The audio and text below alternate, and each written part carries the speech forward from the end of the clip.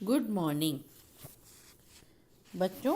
आज मैं आपको फाववाद के हेनरी मैटिस के पार्ट 2 पढ़ाने जा रही हूँ। यानी कि इसका आधा पार्ट मैंने हेनरी मैटिस के जीवन का कुछ पार्ट मैंने आपको वीडियो फर्स्ट में बताया था। आज मैं आपको इसके आगे का बताना जा रही हूँ। हेनरी मैटिस फाववाद के चित्रकार हैं। इन्होंने फाववाद के टेक्निक में काम किया था। जैसे कि मैंने आपको बताया था कि अपनी भावनाओं की अभिव्यक्ति के लिए कला के सभी अंगों की समुचित रचना यही चित्र संयोजन है। आधुनिक कला के विकास का यही मूल सिद्धांत है। 1960 की सलोदोतान में सेजान की कलाकृतियां प्रदर्शित की गई। उनके अध्ययन से मैटिस की कला में गोगिया की अलंकारिकता के साथ सेजान की रचनात्मकता व आकारों के सरलीकरण ने प्रवेश लिया।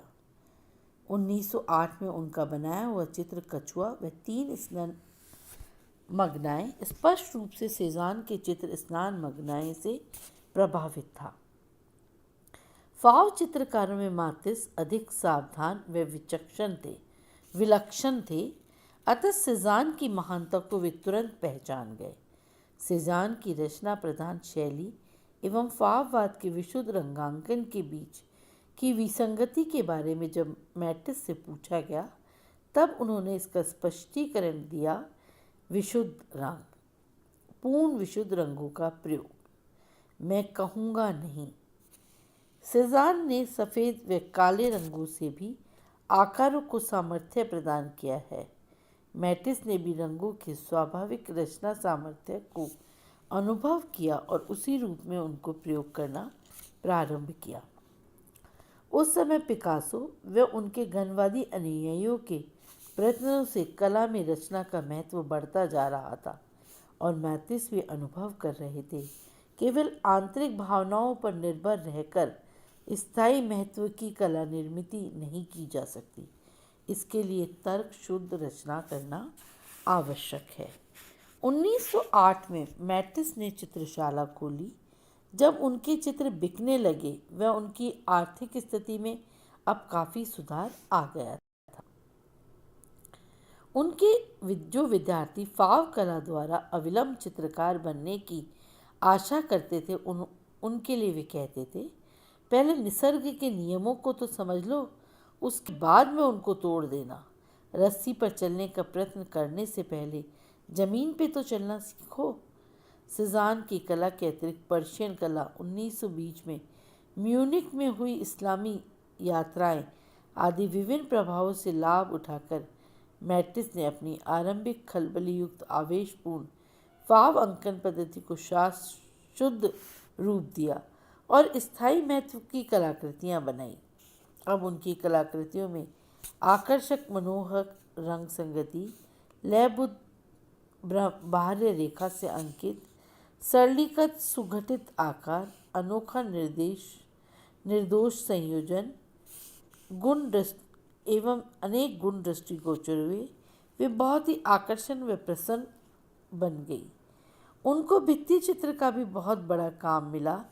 इस अनुभव से विजेंटाइन व एशियाई कला के अध्ययन से उनके चित्रों को भित्ति चित्रों की भव्यता प्राप्त हुई। अमेरिकन चित्र संग्राहक लियो स्टाइन व साहित्यिक भगिनी गर्टुअर्ड स्टाइन ने मैटिस के उनके चित्रों को खरीदकर उनको बहुत अधिक प्रोत्साहित किया। इसके अतिरिक्त रशियन पूंजीपति शुकीन व सेवांत उनके चित्रों के प्रमुख खरीदार थे।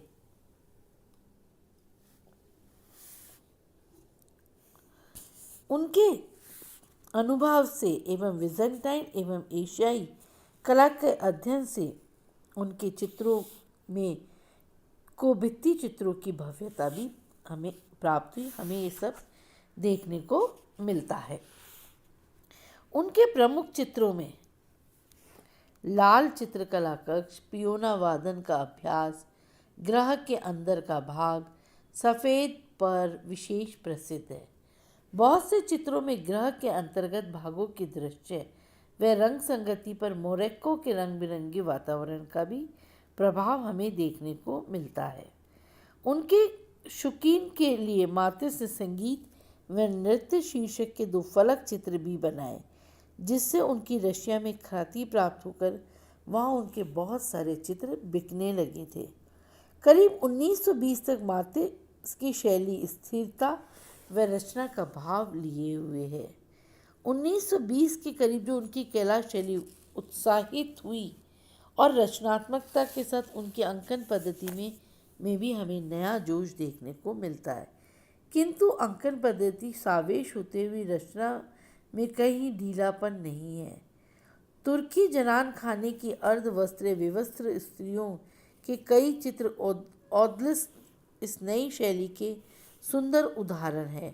पृष्ठभूमि में अंकित पर्दों, जालियों एवं जनान खाने के भीतरी रंग बिरंगे वातावरण से भिन्न आलंकारिक व रंग संगतियाँ बहुत ही अनोखे व आकर्षक बन गए हैं। 1925 में फ्रेंच सरकार ने उनको राष्ट्रीय सम्मान से विभूषित किया। अब वे विश्वविख्यात हो चुके थे। 1927 के पीट्सबर्ग की अंतर्राष्ट्रीय प्रदर्शनी में उनके चित्र आयोजित किए गए, वहाँ उनको प्रथम पुरस्कार मिला। 1930 में दुनिया की सैर करके टाहिती में उन्होंने गोगिया का निवास स्थान देखा। उनके अंतिम 20 साल के चित्र पूर्णतया द्विमिति युक्त व रेखात्मक थे। उनमें कमाल का सरलीकरण था। वे कहीं पर्याप्त वस्तु निरपेक्षता भी देखने को मिलती है। 1943 में मातिस ने वांस को अपना निवास स्थान बनाया।